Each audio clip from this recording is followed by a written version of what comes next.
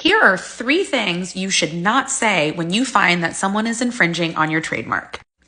Number 1, I'm sure you didn't mean to, or I know you didn't know. It's never a good idea to tell somebody who's infringing your brand that you know what their intentions were at the time they were infringing.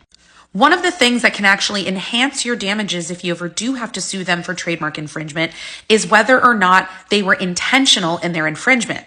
If you put in writing early into your communications that you know that they were not doing it on purpose, or you know what their intentions were, it becomes very difficult for you to prove that they were intentional in their infringement. So don't do that. Number 2, I know our marks are different.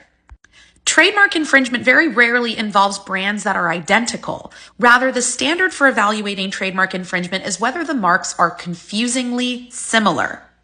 That means that the marks don't actually have to be identical for there to be trademark infringement. So if you say, I know our marks are different, I know that there's a lot of differences between the marks, you are admitting that there may not actually be a likelihood of confusion. And just because the marks are dissimilar in some ways doesn't mean infringement still doesn't exist. That was a lot of double negatives, but you get what I'm saying. And the last thing is, if you take this down, stop using it, it'll be fine. I won't do anything.